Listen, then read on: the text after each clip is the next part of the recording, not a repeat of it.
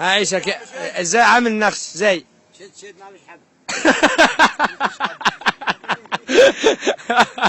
سلطان ده وادي النيل.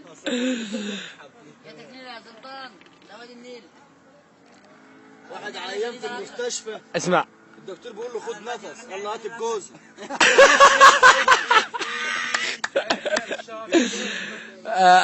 نشربها هنا.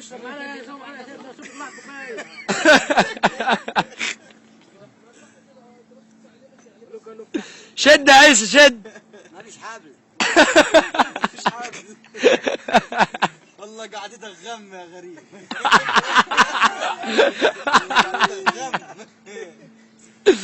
الله يا عيسى شد.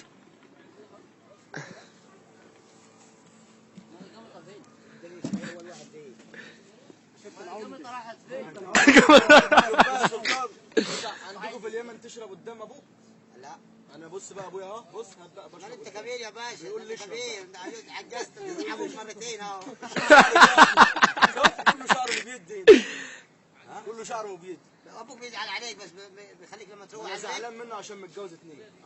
اتجوز واحده غير امي. طب وانت تزوج 4. ده ابن الثانيه. وانا ابن الاولاني. ضربوا؟ شوف ضربوا ولا لا؟ مين؟ انت ضربوا ليه؟ ضرب على ايه؟ ضرب لا هو ده اخويا. بس هو من امي وانا من امي. اضرب اخوك على خالتك. عندنا هنا الحاجه بحاجتين. يعني ده عم اهو متجوز بقى، ده ابن برضه وده ابن. لا ده مش ابن اخوه. شفت بقى الكلام؟ ده حماد عبد الحي بقى. حماد عبد الحي خلف عيل اسمه رمضان. وين الشفيق؟ تشوف شوف يا راجل. رمضان ده صدغه يعش كلب. يعش كلب. وايه؟ ودان عليه كده.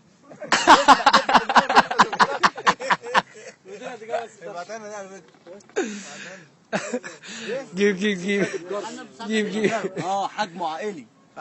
ده ساطر. ده احنا عندنا ده اسمه عظمه. عظمه.